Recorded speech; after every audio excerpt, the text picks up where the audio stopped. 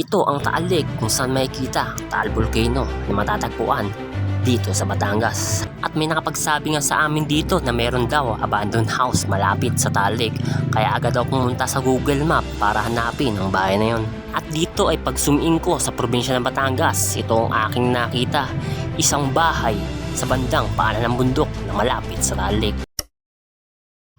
Sa mga oras na to ay agad kami bumiyahe mula Cavite papuntang Batangas para hanapin ang sinasabing abandoned house sa bandang paanan ng bundok.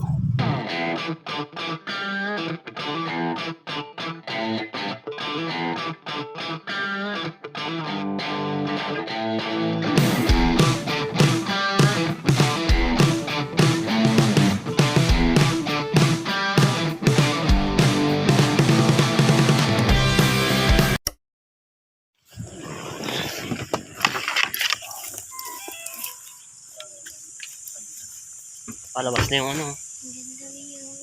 palabas na yung buwan, paggabi na kasi.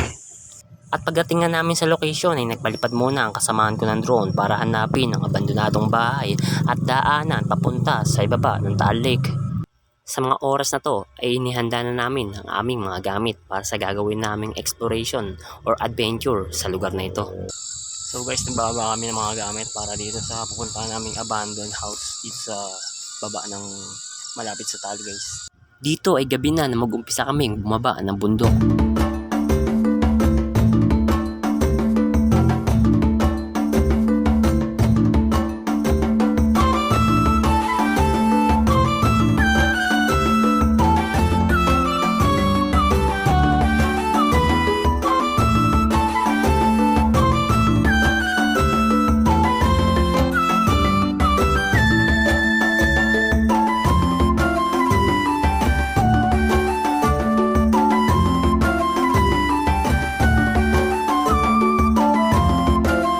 Pagkatapos ng ilang minuto namin paglalakad ay napagdesisyonan namin bumalik dahil mali ang una naming dinaanan. Dito. Sige na, sadgas ka. Medyo challenging guys yung exploration namin yan. Ang hirap maghanap ng gabi ng abandon. Sabi kasi guys dito raw yun. Malapit dito sa Taal yung sasabing abandoned house. Sa gitna kami ng kabundukan guys. Yung mga kasama ko nandito. Mga inihingan lang sa kalakad. So plus pa itong mga bit-bit namin ngayon. Grabe guys. Ito yata yung pinaka-challenging na exploration namin. Si Pao nawala na. Kinuha na ng diwata. Kinuha na yata ng diwata si Pao papuntang Biringan yata to o papuntang Encantadia. Uy! Inabot na kami ng gabi rito sa gitna ng kabundukan. Guys, baka naman may mga sponsor kayo dyan para sa mapupuntahan namin mga lugar na creepy or abandoned. Tulong lang guys. Hero lang. Medyo mahirap pababa ng bundok to. Sana ito na yan.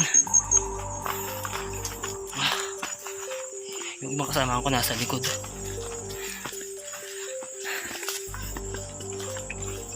Ano? Balita? Ayun, may daanan daw dun.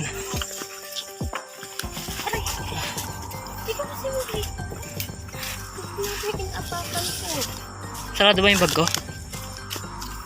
At dito ay nagpatuloy pa rin kami sa aming paglalakad. At maya maya lang ay nagpahinga kami saglit at uminom ng tubig dahil sa mga nakita namin. Layo rin nilakad natin Inapaw. Tingnan pawis. Kakapawis mo. Dami. Okay ka lang? Ang panlaban, gagi nangangagat siya. Shit. Matapang to, matapang. Ulalam. Ulalam. Ilan na? Isa lang. Gagambo yata hinahanap natin dito. Hindi yata yung mga abandoned house Ulalam. Gagambo hinahanap. Uy, ulaban sila. Dala guys gamban tunay dala. Guys, layo yung nilawat namin. 300. Hindi pa tapos. Kailangan pala maglakad pababa para mahanap yung abandoned house. Kagi. Laki dito. Laki na ano, spider. Baka sunod yan. Buwang ito na, may venomous na to ah. Baka sunod eh, yun na yung mga kumakain ng tao. Laki pre, laki na ito. Oo, gagon, lalaki ng mga gamba. Ayun ako. Ayun o. Wala ka pala. Ayun ang tsakmana o. Yan yung 4 na. Sayang yung malaki. Daming gagamba rito. Yung mga tunay, lalaki o. Dalawa? Isa lang. Gagamba. Dalawa nga. Ay, isa lang. Lalaki. Tunay to. Tunay, Yan. lalaki. Laban sila, laban oh. Nailigo na ako sa pawis. Patayan yun dyan. Gagambay na. Andito tayo para maghanap ng gagamba guys.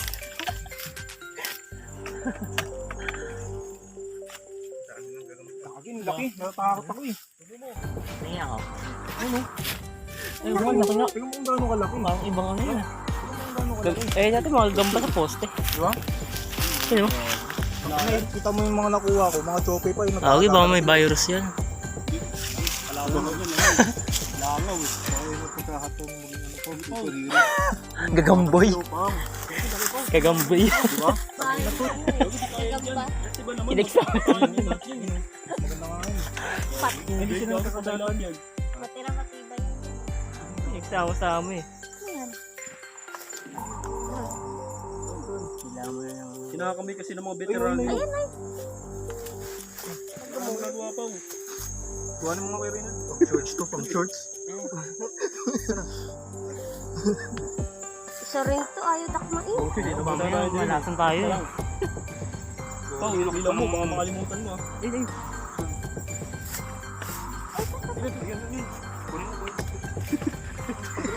Iba pa pakuha ko, mamanap natin ka, matapon yun. Hindi mo na Pao, putang ina to nga ito. Putang ina kasi niyan. Ayun. Gusto mag-Spider-Man ni Kuya, dali. Wala na. Wala na. Ito kasi kalimuo yung ano, sakit. Ay, malaki pa naman nun. Sayang. Paang ko eh. Ayun, nandun mo yan. Wala na. Mamatay din sa langgam. Baka meron pa rin marami mas malaki. Mamatay din sa langgam pa. Kami nga doon, laking puno oh. Ay, kaki.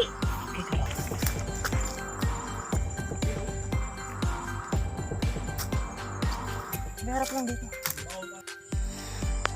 So guys, naglalakad pa rin kami dito sa baba ng bundok.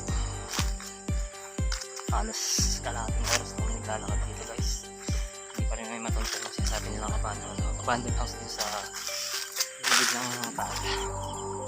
Sa mga oras na to, habang lumalalim ang gabi, ay palalim rin ang palalim ang aming binababaan dito sa bundok. At maya-maya lang ay may nakita kaming balon na ito na pala ang sign na malapit na kami sa abandoned house na malapit sa Taal Lake. So guys, habang ngayon naglalakad pa rin kami pababa rito. So may nakita kami dito ang balon. Yung huso, kawawa naman ha. Nahulog yan. Ayun ha. AJ, Lalim oh. misteryo yun. May balon, tapos may pusa sa pinakailalim. Buhay pa. So guys, nandito na kami sa dito na yata kami sa sasabi nilang abandonadong bahay. Guys, ito na yung abandonadong bahay oh.